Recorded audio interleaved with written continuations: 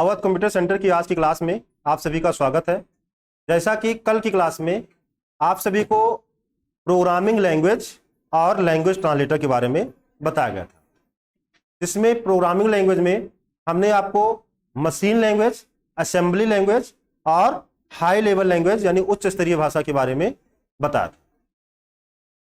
Language translator में हमने आपको असेंबलर, इंटरप्रेटर और कंपाइलर के बारे में बताया था। आज की क्लास में हम जानेंगे ऑपरेटिंग सिस्टम के बारे में। इसके पहले भी आपको ऑपरेटिंग सिस्टम के बारे में थोड़ा सा बताया गया था, लेकिन आज हम ऑपरेटिंग सिस्टम के बारे में थोड़ा डिटेल्स में जानेंगे कि ऑपरेटिंग सिस्टम क्या है और क्या क्या कार्य करता है, कितने प्रकार के ऑपरेटिंग सिस्टम होते हैं, इनके बारे में हम आज विस्तृत रूप से जानेंगे। तो आज की क्लास में हम जानेंगे what is operating system, operating system क्या है, ऑपरेटिंग सिस्टम कितने प्रकार के हैं। तो उसमें एक आता है CUI और GUI। तो CUI क्या है और GUI क्या है, what is CUI and GUI। What is function of OS, operating system कार्य क्या करता है। What is proprietary software, proprietary software किसे कहते हैं, मालिकाना सॉफ्टवेयर किसे कहते हैं, इसके बारे में जानेंगे। व्हाट इज FOSS, FOSS मतलब होता है फ्री और ओपन सोर्स सॉफ्टवेयर। तो ये फ्री और ओपन सोर्स सॉफ्टवेयर क्या होते हैं, इनके बारे में बताएंगे। What is single user operating system, what is multi user operating system, single user operating system क्या है और मल्टी यूजर ऑपरेटिंग सिस्टम क्या है, इनके बारे में जानेंगे। साथ ही साथ हम single and multitasking, single tasking and multitasking operating system के बारे में जानेंगे। तो चलिए हम क्लास को शुरू करते हैं। तो ऑपरेटिंग सिस्टम क्या है ये हम आपको पहले भी बताए हैं।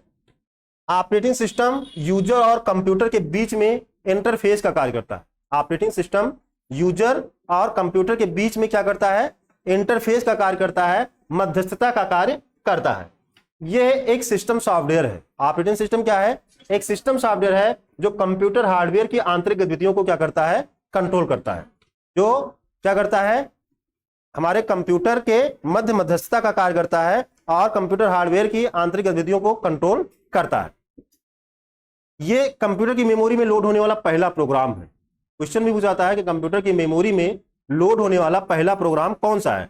तो कंप्यूटर की मेमोरी में लोड होने वाला पहला प्रोग्राम क्या है, ऑपरेटिंग सिस्टम है।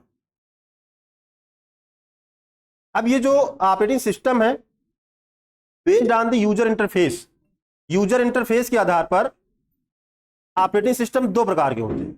यूजर इंटरफेस के आधार पर ऑपरेटिंग सिस्टम दो तरह के होते हैं, एक होता है CUI, दूसरा होता है GUI। क्वेश्चन भी पूछा जाता है CUI और GUI के बारे में, अक्सर जो है टेस्ट में या एग्जाम में क्वेश्चन पूछे जाते हैं। तो CUI क्या है और GUI क्या है, इसके बारे में चलिए हम जानते हैं। तो जो CUI है इसका पूरा नाम है कैरेक्टर यूजर इंटरफेस। क्या है, कैरेक्टर यूजर इंटरफेस। ऐसे ऑपरेटिंग सिस्टम जिसमें हमको इनपुट देने के लिए कैरेक्टर का यूज करना पड़े, टाइप करके हम इनपुट दे, वो होता है CUI ऑपरेटिंग सिस्टम। तो CUI का पूरा नाम कैरेक्टर यूजर इंटरफेस है। इस ऑपरेटिंग सिस्टम में ब्लैक स्क्रीन होती है। ये जो ऑपरेटिंग सिस्टम है, आप कंप्यूटर ऑन करते हो तो वहां पे काली काली स्क्रीन आ जाएगी। अब उसमें इनपुट देने के लिए अगर आप कमांड जानते हैं तो आप टाइप करेंगे कमांड को और सही कमांड होगा तो आपका कंप्यूटर एग्जीक्यूट करेगा, आगे जो भी आप निर्देश दिए उसके हिसाब से आपको आउटपुट मिलेगा। अगर आपका कमांड गलत है, आप नहीं जानते, तो आपका कंप्यूटर कोई कार्य नहीं कर सकता। आज के जो कंप्यूटर है इसमें आप ना जाने तब भी कंप्यूटर को चला सकते हो। आजकल के जो कंप्यूटर है ये GUI वाले हैं, ग्राफिकल यूजर इंटरफेस है। लेकिन पहले वाले जो कंप्यूटर थे उसमें CUI था, कैरेक्टर यूजर इंटरफेस था। उसमें ऑन होने के बाद केवल काली काली स्क्रीन आ जाती थी और उसमें हम किसी भी तरह का जो कोई इनपुट नहीं दे सकते अगर हम उसके कमांड के बारे में नहीं जानते। GUI क्या है, GUI का पूरा नाम ग्राफिकल यूजर इंटरफेस है। इसका पूरा नाम ग्राफिकल यूजर इंटरफेस है और इस ऑपरेटिंग सिस्टम में ग्राफिक्स और आइकन होते हैं। तो जो GUI ऑपरेटिंग सिस्टम है इसमें क्या होते हैं, चित्र और आइकन होते हैं। आप विंडोज ऑपरेटिंग सिस्टम यहाँ पे चलाते हैं, ऑन करते हो तो लिखा होता है सब कुछ। अगर आप माउस ले जाते हो तो वहां पे निर्देश भी आपको मिल जाता है, इंस्ट्रक्शन भी मिल जाता है, क्या करना है, इसका मतलब क्या है, ये सारी चीजें आपको वैसे ही पता चल जाती है, ग्राफिक्स है यहाँ पे। लेकिन जो CUI था वहां पे ऑन होने के बाद केवल काली काली स्क्रीन दिखाई देती थी, ऐसे कर्सर ब्लिंक करता रहता था। अब वहां पे आप कमांड टाइप करिए अगर आप जानते हैं तो, ठीक है। कमांड जानते हैं तो आगे आप कंप्यूटर में काम कर पाएंगे, अगर नहीं जानते हैं तो कमांड काम नहीं कर पाएंगे। पहले जो है 1995 के पहले जो कंप्यूटर में सॉफ्टवेयर होते थे, जो ऑपरेटिंग सिस्टम होते थे, लगभग जो है इन्हीं का यूज किया जाता था, MS DOS। इसमें अगर हम उदाहरण की बात करें, करेक्टर यूजर इंटरफेस वाले ऑपरेटिंग सिस्टम की बात करें तो MS DOS का पूरा नाम होता है माइक्रोसॉफ्ट डिस्क ऑपरेटिंग सिस्टम। ये उसी का उदाहरण है। हम लोग विंडोज चलाते हैं, क्या चलाते हैं? विंडोज चलाते हैं, तो विंडोज GUI है। क्या है? GUI है, ग्राफिकल यूजर इंटरफेस है। लेकिन DOS क्या है? डिस्क ऑपरेटिंग सिस्टम पूरा नाम है, वो CUI है। माइक्रोसॉफ्ट कंपनी ने ही डिस्क ऑपरेटिंग सिस्टम बनाया है और माइक्रोसॉफ्ट कंपनी ने ही विंडोज ऑपरेटिंग सिस्टम बनाया है। मतलब दोनों जो है बनाया कौन? CUI और GUI माइक्रोसॉफ्ट। तो GUI ऑपरेटिंग सिस्टम, इसका पूरा नाम ग्राफिकल यूजर इंटरफेस, और इस ऑपरेटिंग सिस्टम में क्या होते हैं? ग्राफिक्स और आइकन होते हैं, जहां यूजर माउस और कीबोर्ड के माध्यम से कार्य कर सकता है। तो जो ग्राफिकल यूजर वाले हैं, इसमें हम माउस से कार्य कर सकते हैं, कीबोर्ड से कार्य कर सकते हैं। लेकिन अगर आपके पास CUI है तो वहां पे माउस का कोई यूज नहीं है, क्योंकि वहां पे हमको कीबोर्ड से टाइप करके ही कमांड देना होता। अब इसके बाद जो GUI ऑपरेटिंग सिस्टम है, इसको पुनः दो श्रेणी में बांटा गया। जो हमारा GUI ऑपरेटिंग सिस्टम है, इसको पुनः दो श्रेणी में बांटा गया। एक है आपका प्रोप्राइटरी और दूसरा है free or open source software, मतलब FOSS। प्रोप्राइटरी को हम हिंदी में कहते हैं सांपत्तिक या मालिकाना। प्रोप्राइटरी सॉफ्टवेयर को हम क्या कहते हैं? मालिकाना सॉफ्टवेयर या सांपत्तिक सॉफ्टवेयर। तो ऐसे सॉफ्टवेयर, यहां पे हमने डिटेल्स में लिखा नहीं है, यहां पे हमने इसके बारे में विस्तृत नहीं लिखा, हम केवल समझाएंगे आपको। तो प्रोप्राइटरी सॉफ्टवेयर क्या है? ऐसे सॉफ्टवेयर जिनको लेने के लिए आपको पैसा देना हो, शुल्क देना हो। ऐसा सॉफ्टवेयर जिनको लेने के लिए आपको पैसा देना हो, शुल्क देना हो, ठीक है। बदले में सॉफ्टवेयर कंपनी आपको सॉफ्टवेयर के साथ उसका एक लाइसेंस की दे। क्या दे? लाइसेंस की, ठीक है, जिसको डाल के आप अपने सॉफ्टवेयर को एक्टिवेट कर पाए। तो वो क्या होता है? वो आपका प्रोप्राइटरी होता है, मालिकाना होता है। जो भी प्रोप्राइटरी सॉफ्टवेयर होंगे उनको परचेज करना पड़ेगा, साथ ही साथ उसके साथ एक की आती है। क्या आती है? की आती है, लाइसेंस की होती है, उसको डालकर उसको एक्टिवेट करना पड़ता है। बहुत सारे सॉफ्टवेयर आप मोबाइल में देखते हैं जो परचेज करने पड़ते हैं। मोबाइल में भी बहुत सारे एप्लीकेशन होते हैं जिनको हमको परचेज करना पड़ता है। तो वहां पे उस सॉफ्टवेयर को परचेज करने के बाद उसमें हमको लाइसेंस की मिलती है, उसको डाल के उसको हम एक्टिवेट करते हैं। अगर हम एक्टिवेट नहीं करते हैं तो उसमें हमको लिमिटेड जो है वो मिलता है, फीचर्स मिलता है। जैसे उदाहरण की बात करें, आपने देखा होगा कुछ लोग काइन मास्टर से वीडियो बना के अपलोड करते हैं। देखे नहीं देखे? काइन मास्टर का वीडियो आपके पास आता होगा, ऐसे कोने में कहीं ना कहीं काइन मास्टर का या ऊपर लोगो बना होता होगा, काइन मास्टर लिखा होता है। तो ये जो सॉफ्टवेयर काइन मास्टर, ये अगर आप फ्री में यूज कर रहे हैं तो वहां पे वो लोगो रहेगा। और उसी सॉफ्टवेयर को अगर आप परचेज कर लो, उसी सॉफ्टवेयर को काइन मास्टर को अगर आप परचेज कर लो, पैसा दे दो, ठीक है, तो वहां पे एक्टिवेट करने का ऑप्शन आएगा, एक्टिवेट कर लो, तो वो लोगो अगर आप चाहते तो हटा सकते हो। मतलब अगले को नहीं पता चलेगा कि किस सॉफ्टवेयर से एडिट किया गया है। तो अगर आप कोई एडिटिंग कर रहे हैं, कोई वीडियो में एडिटिंग कर रहे हैं, तो आप नहीं चाहेंगे कि वहां पे उसका लोगो आए, किसी को पता चले कि हमने किस सॉफ्टवेयर से इसको बनाया है। तो ये जो सॉफ्टवेयर है जिनको लेने के लिए हमको पैसा देना होता है, वो क्या होते हैं? वो प्रोप्राइटरी होते हैं, मालिकाना। प्रोप्राइटर मतलब मालिक। और ऐसे सॉफ्टवेयर जिनको लेने के लिए हमको किसी भी तरह का कोई शुल्क ना देना हो, ठीक है, हम इंटरनेट से फ्री में डाउनलोड कर सकें या किसी वितरक कंपनी द्वारा फ्री में प्राप्त कर सकें, उसको हम क्या कहते हैं? उसको हम free or open source software कहते हैं। Free or open source software के साथ हमको उसकी प्रोग्रामिंग भी मिल जाती है। उस सॉफ्टवेयर को हम वितरित करने के लिए भी स्वतंत्र होते हैं, किसी को हम शेयर भी कर सकते हैं, उसमें हम संशोधन भी कर सकते हैं, इसीलिए उसको ओपन सोर्स कहा जाता है। क्या कहा जाता है? Open source. और फ्री है मतलब स्वतंत्र है, हमको किसी तरह का कोई शुल्क नहीं देना होता है। तो इसके उदाहरण की बात करें तो यहां पे आपका विंडोज है, एप्पल है, ये जो ऑपरेटिंग सिस्टम है, ये आपके प्रोप्राइटरी सॉफ्टवेयर है। जो विंडोज ओएस है, विंडोज ऑपरेटिंग सिस्टम है, एप्पल का मैक ओएस है, ये सब क्या है? ये सब प्रोप्राइटरी है, मालिकाना सॉफ्टवेयर है।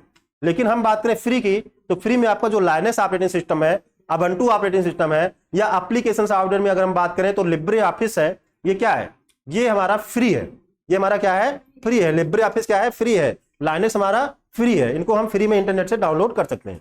लेकिन अगर हम माइक्रोसॉफ्ट ऑफिस की बात करें एप्लीकेशन में, तो माइक्रोसॉफ्ट ऑफिस को हमको परचेज करना पड़ता है। क्या करना पड़ता है? परचेज करना पड़ता है। तो ये हो गया हमारा प्रोप्राइटरी और फ्री, यानी FOSS।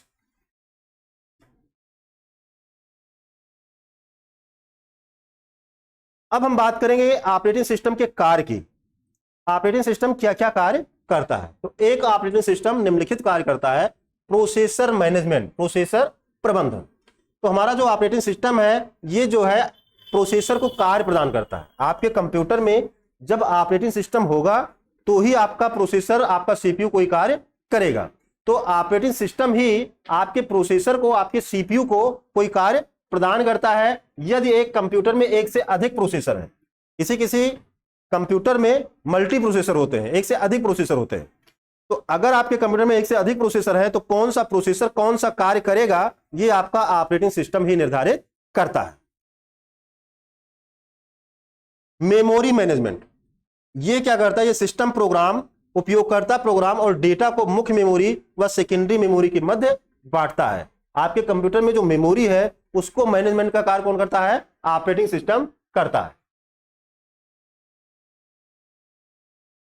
इनपुट आउटपुट मैनेजमेंट, आपके कंप्यूटर में जो इनपुट डिवाइस है या आउटपुट डिवाइस है तो इनको भी मैनेज करने का कार्य कौन करता है? ऑपरेटिंग सिस्टम ही उनको मैनेज करने का कार्य करता है। फाइल मैनेजमेंट, आपके कंप्यूटर में बहुत सारी फाइलें हैं, फोल्डर बनाते हैं, फाइल बनाते हैं, तो उनको मैनेज करने का कार्य कौन करता है? ऑपरेटिंग सिस्टम ही मैनेज करने का कार्य करता है। अगर आपके कंप्यूटर में ऑपरेटिंग सिस्टम नहीं होगा तो वहां पे फाइल और फोल्डर कैसे बनाएंगे? तो ऑपरेटिंग सिस्टम होने के बाद ही हम उसमें फाइल फोल्डर बना सकते हैं और उनको मैनेज करने का कार्य आपका ऑपरेटिंग सिस्टम करता है। शेड्यूल, ये जॉब प्रायोरिटी को निर्धारित करता है कि कौन सा कार्य पहले होगा और कौन सा बाद में होगा, तो शेड्यूलिंग का कार्य भी ऑपरेटिंग सिस्टम ही करता है। टाइम शेयरिंग, टाइम शेयरिंग में क्या है? ये समन्वय और संकलन असेंबलर्स, यूटिलिटी प्रोग्राम और कंप्यूटर सिस्टम पर काम कर रहे उपयोगकर्ताओं के लिए अन्य सॉफ्टवेयर पैकेज प्रदान करता है। कंप्यूटर सिस्टम पर कार्य करने के लिए कर रहे अन्य उपयोगकर्ताओं के लिए क्या करता है? एक सॉफ्टवेयर पैकेज प्रदान करता है। ये अलग अलग कार्य करने के लिए समय निर्धारित करता है कि किस कार्य को करने में कितना समय लगेगा। अगर आपने एक से अधिक कार्य दिया है तो किस कार्य को करने में कितना समय लगेगा ये आपका ऑपरेटिंग सिस्टम ही निर्धारित करता है।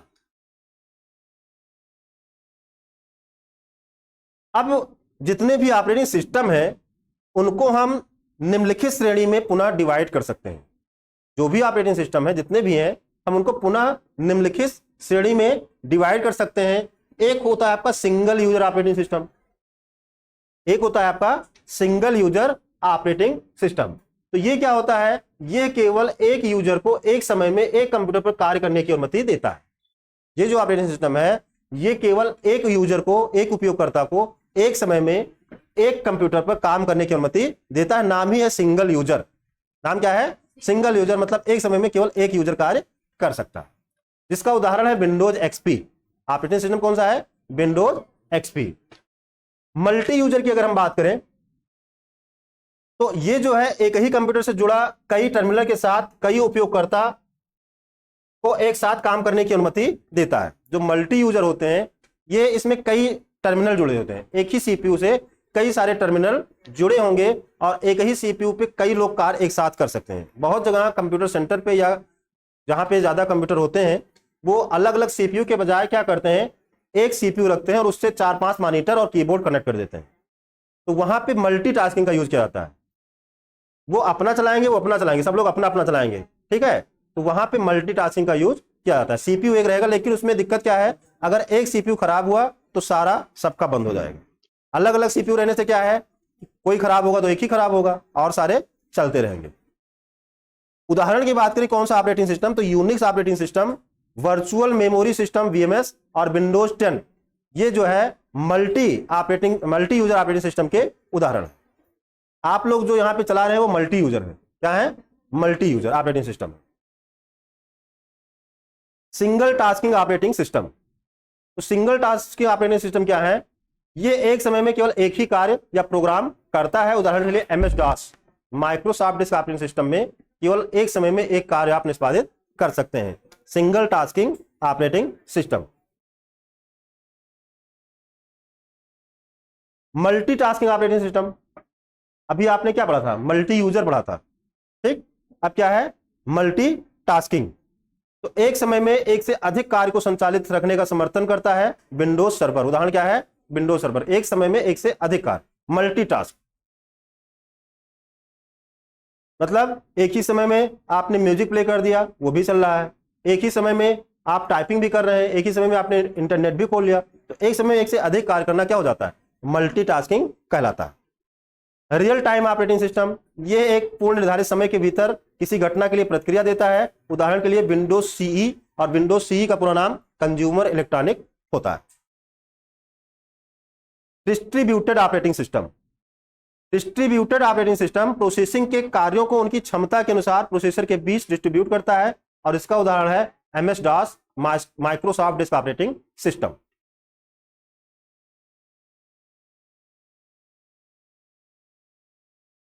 मल्टी प्रोग्रामिंग, एक ही तरह के नाम दिख रहे होंगे सब, multitasking, multi programming, multi processing. तो मल्टी प्रोग्रामिंग क्या है, यह कई प्रोग्रामों को टाइम शेयरिंग के माध्यम से एक ही समय में चला सकता है। उदाहरण के लिए है Linux operating system. Linux operating system क्या है, multi programming operating system. Batch processing operating system, कार्य को समान प्रकार के बैच के अंतर्गत वर्गीकृत कर दिया जाता है, और फिर कार्यों को कोई भी उपयोगकर्ता बिना किसी रुकावट के निष्पादित कर सकता है। उदाहरण के लिए MS DOS, Microsoft disk operating system. Multi processing operating system, एक ही तरह के सब लग रहे होंगे, दोबारा नहीं पढ़ा रहे हैं, वो अलग अलग है। तो ये एक कंप्यूटर सिस्टम के भीतर दो से अधिक प्रोसेसर का उपयोग करता है। उदाहरण के लिए लाइनेक्स और यूनिक्स ऑपरेटिंग सिस्टम। तो आज की क्लास में हमने आपको ऑपरेटिंग सिस्टम के बारे में बताया कि ऑपरेटिंग सिस्टम क्या है, क्या कार्य करता है, ठीक है, और कितने प्रकार के हैं, प्रोप्राइटरी क्या है, फास्ट क्या है, फ्री और ओपन सोर्स क्या है, GUI क्या है। मिलते हैं नई क्लास में, तब तक के लिए जय हिंद, जय भारत।